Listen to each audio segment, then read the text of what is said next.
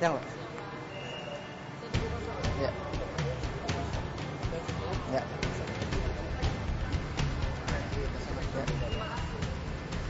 Nah, pemirsa, sebagian dari Anda pasti pernah mengalami seperti yang saya alami barusan, yaitu barang-barang kita diperiksa dan saya harus melewati detektor ini.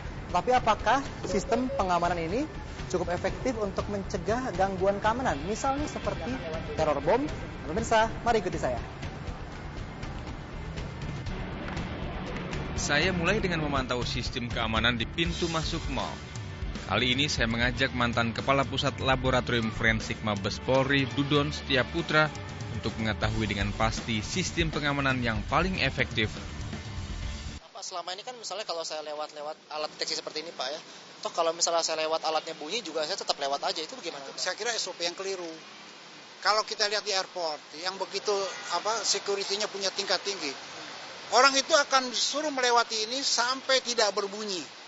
Kalau masih berbunyi juga, dia akan disuruh angkat tangan dan diperiksa dengan handset metal detector. Menurut Dudon, alat deteksi pengunjung yang ada di mal sebagian tidak mampu mendeteksi jika ada penyusup yang membawa bahan peledak.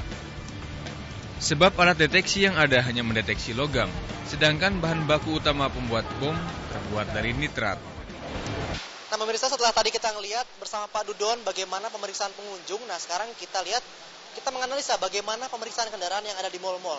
Ya, Pak Dudon, kalau periksa kendaraan seperti ini efektif nggak Pak? Misalnya kalau saya bawa bom di mobil itu, efektif nggak Pak ini untuk mencegahnya Pak?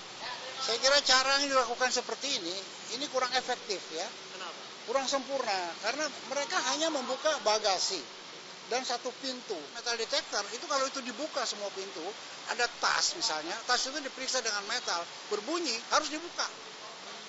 Itu baru efektif. Apalagi sepeda motor yang akan masuk ke area parkir tidak diperiksa dengan metal detektor. Celah lain yang menjadi kelemahan sistem keamanan di mal adalah minimnya CCTV. Padahal CCTV adalah alat yang paling efektif untuk memantau keamanan gedung. Kami juga memantau sistem pengamanan di salah satu pusat perbelanjaan di pesisir Jakarta. Di mal ini tidak semua pengunjung yang hendak masuk digeledah tasnya secara detail. Biasanya kalau di sini diminta pas dibuka? Enggak, makanya pas saya lihat ada kamera, oh kayaknya gara-gara ini deh. Oh gitu. Oke. Menurut manajemen pusat perbelanjaan, sistem pengamanan yang mereka terapkan sudah sesuai dengan standar pengamanan. Pengemudi sendiri bahwa ada yang kadang ada terima kasih kita berlakukan seperti ini, terkadang ada juga yang tersita waktunya dan agak emosi. Seperti apapun bentuknya, aman tentu menjadi dambaan masyarakat. Tak ada yang ingin peristiwa ledakan bom yang mengacaukan terjadi lagi di Indonesia. Ini berarti masyarakat dan aparat keamanan harus terus bekerja sama untuk mendapat keamanan dan kenyamanan. Bima Marzuki, Musjaya, dan Budi Hartadi melaporkan.